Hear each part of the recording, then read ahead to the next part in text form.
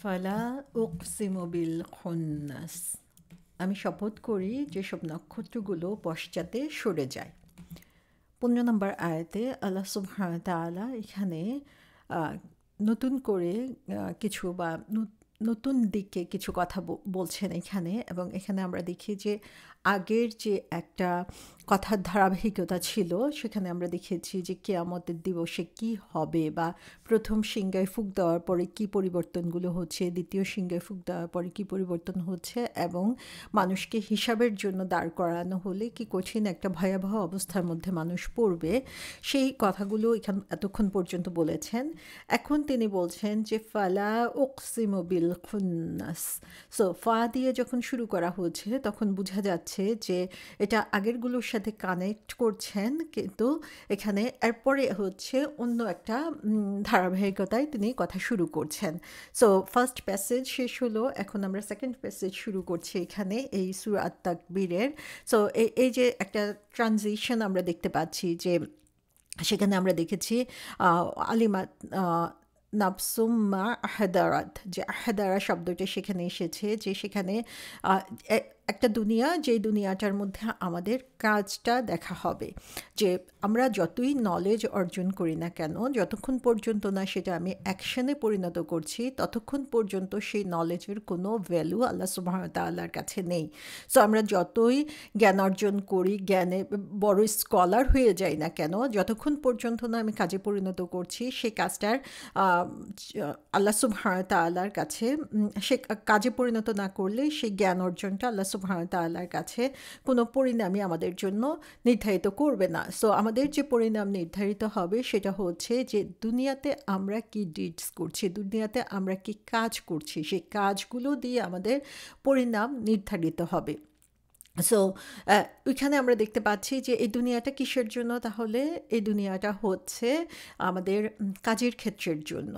তারপরে আল্লাহ সুবহানাহু ওয়া তাআলা যে কথাগুলো বলছেন সেটা হচ্ছে আমাদের বিশ্বাসের উপরে এখানে আল্লাহ সুবহানাহু ওয়া তাআলা প্রাধান্য দিচ্ছেন, কারণ এমন একটা গ্রুপ অফ পিপলের কাছে কোরআনের কথাগুলো এসেছে সেই সময়ে যারা হচ্ছে অবিশ্বাসী ছিল, এবং তাদের মধ্যে অনেক ধরনের কুসংস্কার বিদ্যমান ছিল সেই সময়ে, এবং তারা হচ্ছে বিভিন্ন ধরনের লক্ষণের উপরে তাদের কাজের ধারা নির্ধারণ করত। যেমন একটা এক্সাম্পল হিসেবে আমরা বলতে পারি যে কন্যা সন্তান হওয়া তাদের জন্য দুর্ভাগ্যের লক্ষণ ছিল, এবং যার কন্যা সন্তান হতো সে হচ্ছে সমাজে তিরস্কৃত হতো, যে কারণে আমরা দেখি যে তাদেরকে হচ্ছে জীবিত কন্যা সন্তান কে কবর দিতে বাধ্য করা হতো।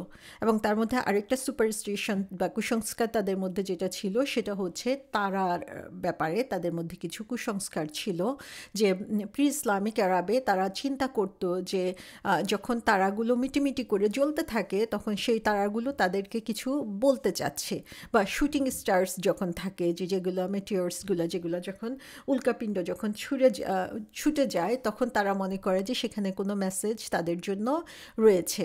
এবং এখনও আমরা দেখি যে অ্যাস্ট্রোলজি হচ্ছে বিরাট একটা বিজনেস ক্ষেত্র, এবং অ্যাস্ট্রোলজি দিয়ে অনেক কিছুই তারা করছে, যেটা দিয়ে তারা ফিউচার বলতে পারে, অথবা সেগুলো নিয়ে মানুষকে বিভিন্ন ধরনের দ্বিধাদ্বন্দ্বের মধ্যে তারা ফেলে দেয়।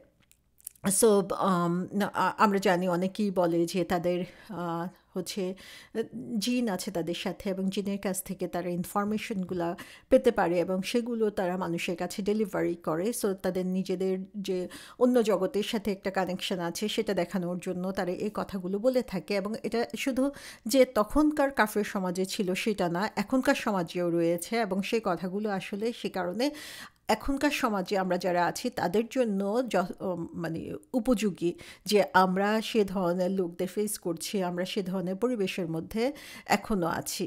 এবং রাসূল সাল্লাল্লাহু আলাইহি ইসলামের উপরে একটা অ্যাকিউজেশন যেটা ছিল, তাকে যে কারণে অভিযুক্ত করা হতো সেটা হচ্ছে যে তিনি মাইন্ড রিডার ছিলেন, তিনি মানুষের মন পড়তে পারতেন, এবং তিনি হচ্ছে এই নক্ষত্রগুলো থেকে ইনফরমেশন পেতেন, এবং সেই ইনফরমেশনগুলো দিয়ে মানুষকে ধোঁকায় ফেলার জন্য চেষ্টা করছে, আল্লাহ মাফ করুন। তো এই ছিল তখনকার অবস্থা, যে তারা বিভিন্ন ধরনের সুপারস্টিশন, ব্যাড ওমেন্স এগুলোতে তারা বিশ্বাসী ছিল। আল্লাহ সুবহানাহু ওয়া তাআলা এখানে তিনি হচ্ছেন সমস্ত জ্ঞানের উৎস, এবং তিনি এখানে কসম করছেন ফালা উকসিমু বিল খুন্নাস, তিনি কসম করছেন হচ্ছে খুন্নাসের। এখন খুন্নাস জিনিসটা কি সেটা আমরা দেখতে পাবো, যে এখানে আল্লাহ সুবহানাহু ওয়া তাআলা শুরু করেছেন ফা দিয়ে, যে সো এখানে আগের যে কথাগুলো রয়েছে সেগুলোর সাথে পরের আয়াতকে এখানে কানেকশন করা হচ্ছে। এবং আগের আয়াতে আমরা দেখেছি কি করা হচ্ছে, যে সেখানে কি কি সিনারিও সেদিন ক্রিয়েট হবে কিয়ামতের সময়ে, কিভাবে সমস্ত কিছু চেঞ্জ হয়ে যাবে, কিভাবে আকাশ, সূর্য, নক্ষত্র, পাহাড় এগুলোর মধ্যে পরিবর্তন আসবে, কিভাবে মৃত বাচ্চাকে প্রশ্ন করা হবে, এগুলো সমস্ত কিছু আগে বলা হয়েছে। এখন আল্লাহ সুবহানাহু ওয়া তাআলা বলছেন যে আমাদের মানুষের বিশ্বাসটা কি হওয়া উচিত। এবং কারণ এটা বলার উদ্দেশ্য হচ্ছে এটা, যে আমার বিশ্বাস যেমন হবে সেটা আমার কাজের মধ্যে প্রতিফলন ঘটবে। আর আমরা যেটা আগেও বলেছি যে আমার কাজ দিয়ে হচ্ছে আমাকে যাচাই করা হবে। সো আমার বিশ্বাস যদি ভুলে ভরা হয় তাহলে আমি কখনোই সঠিক পথে আমি কাজ করতে পারবো না। যত ভালো কাজই হোক না কেন, আমার বিশ্বাসের কারণে সেই কাজটা তখন নষ্ট হয়ে যাবে। সো এই কারণে আমাদেরকে আল্লাহ সুবহানাহু ওয়া তাআলা এখানে আমাদের যে ঈমান বা বিশ্বাস, সেই বিশ্বাসের উপরে এখানে আমাদেরকে আলোকপাত করছেন, যেন আমরা আমাদের ঈমানটাকে মজবুত করতে পারি এবং আমাদের ঈমানের মধ্যে যাতে অন্য এমন কিছু প্রবেশ করে আমাদের ঈমানকে দুর্বল বা নষ্ট না করে দেয়। সো ফালা বলে আল্লাহ সুবহানাহু ওয়া তাআলা ফা বলে এটা কানেক্ট করছেন এবং তারপরে বলছেন লা উকসিমু। লা মানে হচ্ছে নো। সো আল্লাহ সুবহানাহু ওয়া তাআলা বলছেন যে তোমরা যা কিছু বলছো আমার মেসেঞ্জারের নামে, রাসূল সাল্লাল্লাহু আলাইহি ওয়াসাল্লামের নামে, সেগুলো এখনই স্টপ করো। যে উকসিমু, আই সোয়ার বাই, যে আমি শপথ করছি। আল্লাহ সুবহানাহু ওয়া তাআলা এখানে কসম করে এখানে বলছেন যেটা, সেটা হচ্ছে ফালা উকসিমু বিল খুন্নাস। এখন খুন্নাস শব্দটা কি? খুন্নাস শব্দটার বলা হয়েছে যে খুন্নাস শব্দটার অর্থটা আমরা একটু বুঝার চেষ্টা করি। খুন্নাস শব্দটা হচ্ছে খানিসের প্লুরাল। পরের স্লাইডটাতে সম্ভবত এটা আছে। ওকে, গট ইট। সো খুন্নাস শব্দটা এসেছে, এটা হচ্ছে খানিজ শব্দের প্লুরাল এবং এটার অর্থ হচ্ছে সামওয়ান, এমন একজন যে হচ্ছে একটা রাস্তা দিয়ে যাচ্ছে এবং তারপরে সে লুকিয়ে যাচ্ছে। তাহলে কি হচ্ছে, যে কিছুক্ষণ তাকে দেখা যাচ্ছে আবার সে হাইড করছে। সো কিছুক্ষণ দেখা যাচ্ছে, কিছুক্ষণ দেখা যাচ্ছে না। সো একটা হাইড অ্যান্ড সিকের মতো এখানে আমরা দেখতে পাচ্ছি যে লুকোচুরি খেলা হচ্ছে। সো এই অবস্থাটাকে খুন্নাস বলা হয়ে থাকে।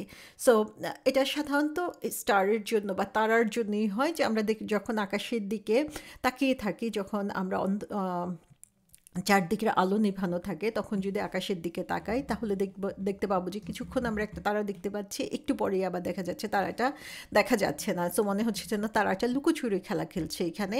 সো এই খুন্নাস বলতে সে ধরনের তারার কথা বলা হয়েছে, যে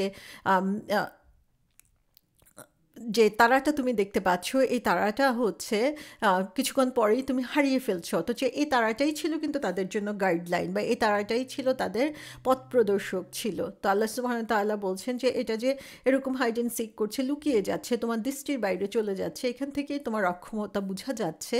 এবং আল্লাহ সুবহানাহু ওয়া তাআলার ক্ষমতা হচ্ছে তার দৃষ্টির অগোচরে কোনো কিছুই হয় না। তো এই খুন্নাসের ব্যাপারে বিভিন্ন স্কলার বিভিন্নভাবে এটা ব্যাখ্যা করেছেন। যেমন মুসলিম শরীফে এসেছে যে একবার একজন সাহাবা বললেন যে তিনি রাসূল সাল্লাল্লাহু আলাইহি সাল্লামের সাথে হচ্ছে সকালের নামাজ পড়লেন এবং তখন তিনি পড়ছিলেন হচ্ছে ফালা উকসিমু বিল খুন্নাস আল জাওয়ারিল কুন্নাস ওয়াল লাইলি ইযা আসআস ওয়াস সুবহি ইযা তানাফাস। সো তখন তিনি এই সূরাটা তখন পড়ছিলেন এবং এই সূরাটার ব্যাপারে তখন ইবনে জারির বললেন যে আলী রাদিয়াল্লাহু আনহুকে এই আয়াতটা সম্পর্কে জিজ্ঞাসা করা হলো এবং তখন তিনি বললেন যে এগুলো হচ্ছে সেই স্টারের কথা বলা হয়েছে যেটা হচ্ছে দিনের বেলা ডিসঅ্যাপিয়ার হয়ে যাচ্ছে এবং রাতের বেলা সারা আকাশ জুড়ে থাকছে। তো সেখানেও আমরা দেখি যে দিন রাতে যে তারার যে পরিবর্তন হচ্ছে সেটাও এখানে বোঝানো হতে পারে। সো আল্লাহ সুবহানাহু ওয়া তাআলা শপথ করছেন এই তারাগুলোর নামে এবং তারপরে তিনি কি বলছেন, তারপরে তিনি বলছেন আল জাওয়ারিল কুন্নাস, যে চলমান হয় ও অদৃশ্য হয়। অর্থাৎ এই যে তারাগুলোর কথা বলা হচ্ছে, এই তারাগুলো হচ্ছে কখনো অদৃশ্য হয়ে যায়, কখনো আবার চোখের সামনে চলমান অবস্থায় থাকে। সো আল জাওয়ারি শব্দের অর্থ হচ্ছে যেটা হচ্ছে নিজের অবস্থান থেকে যেটা সরে যায়। সো একটা শুটিং স্টার যেটা হচ্ছে অরিজিনাল প্লেস থেকে সরে যাচ্ছে, সেরকম শুটিং স্টারকে বোঝানোর জন্য ইউজ করা হতে পারে। অথবা হচ্ছে জঙ্গলের মধ্যে যখন হরিণ দৌড়ে যাচ্ছে, কিছুক্ষণ দেখা যাচ্ছে, কিছুক্ষণ দেখা যাচ্ছে না, সেরকম অবস্থাটাকেও আল জাওয়ারি বলা হয়ে থাকে। সো আল্লাহ সুবহানাহু ওয়া তাআলা এখানে যে জিনিসটা বুঝাচ্ছেন সেটা হচ্ছে যে আল্লাহ সুবহানাহু ওয়া তাআলার যে কন্ট্রোল এই তারাগুলোর উপরে, সেটা তিনি এখানে দেখিয়ে দিচ্ছেন।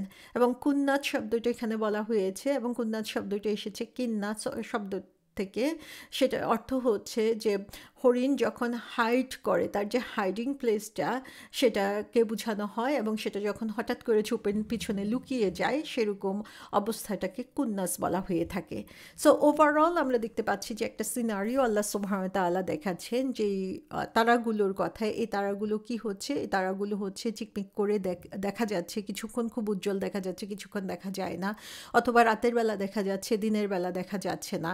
এবং তারা হচ্ছে হঠাৎ করে ডিসঅ্যাপিয়ার হয়ে যাচ্ছে, মূল পথ থেকে সরে যাচ্ছে, বা মেটিওর বা যে উল্কাপিণ্ড যে ছুটে যায় সেগুলোর কথা বলা হচ্ছে। যে এই যে তারাগুলো তোমরা দেখতে পাচ্ছ, এই তারাগুলো যেগুলো দিয়ে তোমরা বলো যে এগুলো থেকে তুমি ইনফরমেশন নিচ্ছ, বা জিনের মাধ্যমে তুমি আনসিনের খবর নিয়ে আসতেছো, গায়েবের খবর নিয়ে আসতেছো, কিন্তু আসলে মূল কন্ট্রোল হচ্ছে আল্লাহ সুবহানাহু ওয়া তাআলার কাছে।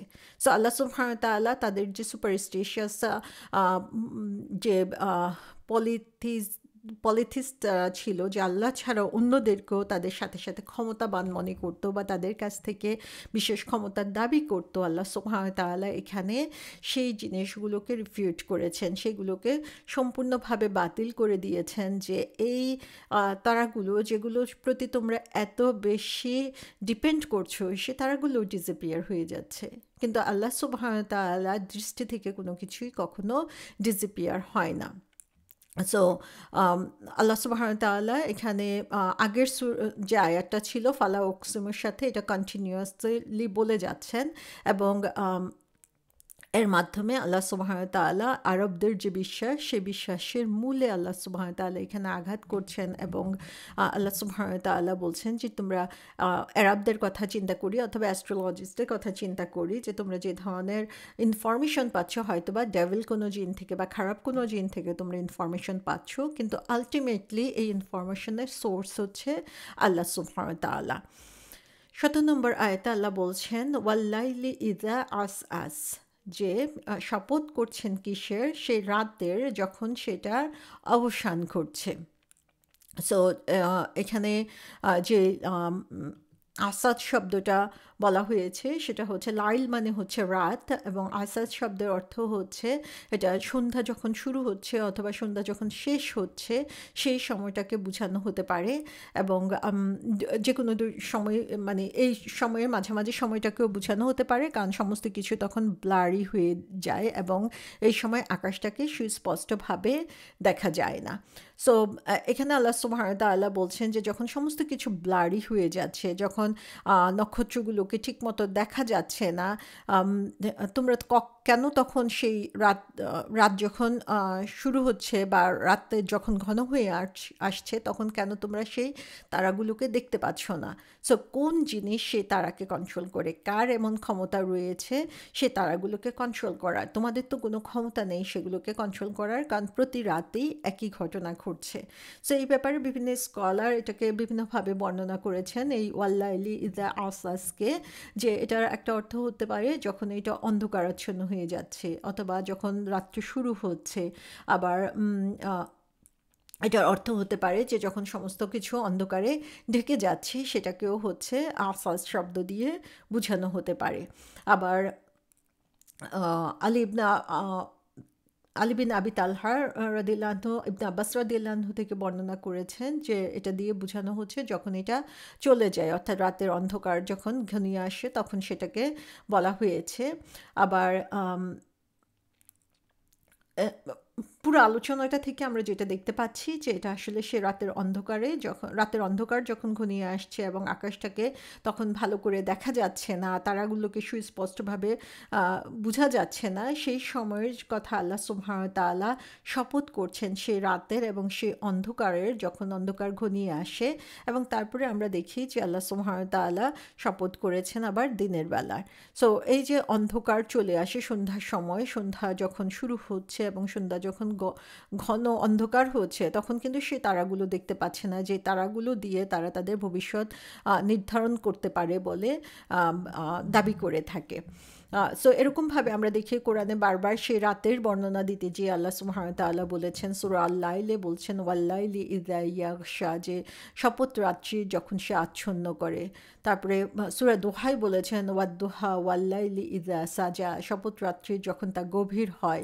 সূরা আনামে বলেছেন যে তিনি প্রভাত রশ্মির উন্মেষক, তিনি রাত্রিকে আরামদায়ক করেছেন এবং সূর্য ও চন্দ্রকে হিসাবের জন্য রেখেছেন, এটি পরাক্রান্ত মহাজ্ঞানের নির্ধারণ। তো আল্লাহ সুবহানাহু ওয়া তাআলা এগুলো নির্ধারণ করে দিয়েছেন, এবং আল্লাহ সুবহানাহু ওয়া তাআলা যখনই রাত্রের কথা বলেছেন তখনই বলেছেন যে এটা অন্ধকার, বা এটা হচ্ছে কালো চাদর দিয়ে যেন ঢেকে দেওয়া হয়, এবং এই আসাদ শব্দটা দিয়ে যে এই যে অ্যাডভান্স হচ্ছে, অন্ধকার দিয়ে সমস্তকে ঘিরে দেওয়া হচ্ছে, সেই কথাটাকে এখানে বোঝানো হচ্ছে।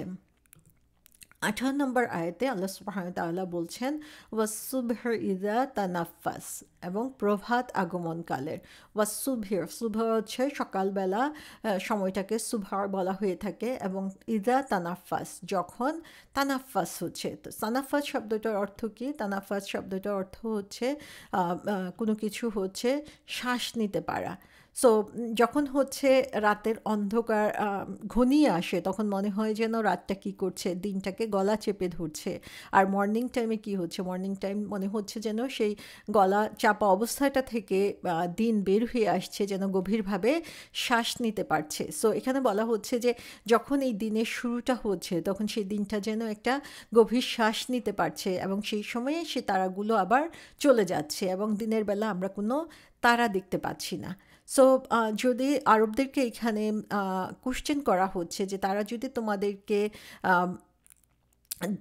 গাইডই করবে, তারাই যদি তোমাদের পথ প্রদর্শক হবে, তাদেরকেই যদি তুমি তোমার গাইড মনে করে থাকো, তাহলে দিনের বেলা তুমি কি করবা, দিনের বেলা তুমি গাইডেন্সটা কোথা থেকে পাবা? সো আল্লাহ সুবহানাহু ওয়া তাআলা এখানে তাদের যে দুর্বলতা, সেই দুর্বলতাটাকে এখানে তুলে ধরেছেন। সো আল্লাহ যে সমস্ত কিছু কন্ট্রোল করেন, এবং মানুষের কন্ট্রোলে যে কোনো কিছু নাই, সেটাই আল্লাহ সুবহানাহু ওয়া তাআলা এখানে আরবদেরকে বুঝিয়ে দিচ্ছেন, এবং আমরাও সেখান থেকে শিক্ষা পাচ্ছি। এবং এই ব্যাপারে সুবহ ইযা তানাফাসের ব্যাপারে স্কলারগণ বলেছেন যে যখন দিনের শুরু হচ্ছে, সূর্য উঠছে, বা যখন হচ্ছে চারদিক আলোকিত হচ্ছে এবং আলো বাড়ছে, সেই সময়টাকে বোঝানোর জন্য এই কথাটা বলা হয়েছে। সো প্রতিটা দিনই হচ্ছে আমাদের জন্য একটা বিরাট সুযোগ নিয়ে আসে, এবং প্রত্যেক দিন সকালবেলাই হচ্ছে আমরা সেই অন্ধকার থেকে নিজেকে বের করে নিয়ে আসছি। সো এটা আমাদের জন্য একটা নিদর্শন যে যখনই একটা নতুন দিন শুরু হচ্ছে, সে কারণেই আমরা প্রথমেই হচ্ছে আল্লাহ শুকরিয়া আদায় করি, যে আল্লাহর সমস্ত শুকরিয়া আল্লাহর, যিনি আমাদেরকে মৃত্যু থেকে আবার জীবিত করেছেন। সো এটা হচ্ছে একটা নতুন দিন, হচ্ছে আমাদের নতুন দিন, জীবনের সূচনা। আমরা আরেকটা দিন আমাদের জন্য পাচ্ছি, আরেকটা ব্লেসিংস আমাদের জন্য আসছে, আরেকটা সুযোগ আমরা পেয়েছি কাজ করার জন্য। So take a deep breath, smile and start again, যে লম্বা একটা শ্বাস নিয়ে আমরা হচ্ছে সুন্দর করে আল্লাহর পথের কাজ করা শুরু করব।